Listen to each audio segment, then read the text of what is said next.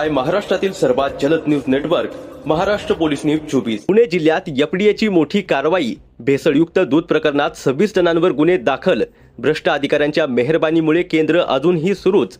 लहान मुले आणि सर्वसामान्यांच्या आरोग्याशी खेळणाऱ्या दूध भेसळ माफियांविरुद्ध अन्न व औषध प्रशासनाने पुणे जिल्ह्यात एकाच वेळी मोठी मोहीम उघडली आहे।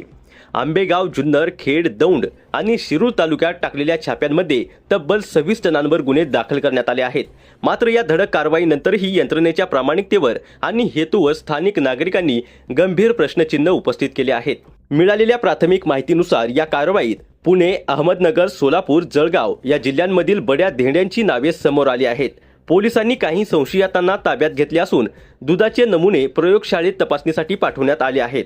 या प्रयोगशाळेच्या अहवालानुसार भेळीचे भयानक स्वरूप आणि त्यामागील मोठी साखळी उघड होण्याची शक्यता आहे।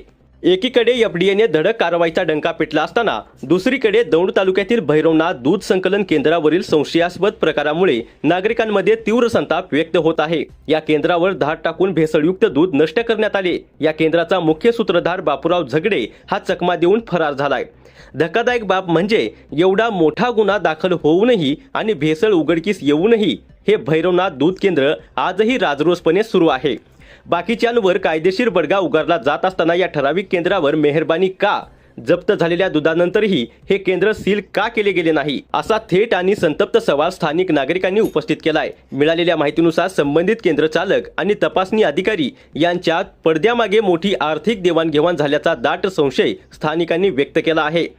वर कमाईच्या बदल्यातच फरार आरोपीच्या केंद्राला अभय दिले जात असल्याची चर्चा आता दौंड तालुक्यात वाऱ्यासारखी पसरली आहे। आपल्या कडक आणि पारदर्शक कार्यपद्धतीसाठी ओळखले जाणारे अन्न आणि औषध प्रशासनाचे आयुक्त तुकाराम मुंढे यांच्याकडे आता जनतेचे डोळे लागले आहेत। केवळ भेसळ करणाऱ्या दूध माफियांनाच नव्हे तर त्यांना पाठीशी घालणाऱ्या आणि लाच घेऊन डोळेझाक करणाऱ्या एफडीएच्या स्वतःच्या अधिकाऱ्यांचीही पारदर्शकता तपासा आणि त्यांची कडक चौकशी करा, अशी आक्रमक मागणी आता पुणे जिल्ह्यातील नागरिकांमधून जोर धरू लागली आहे।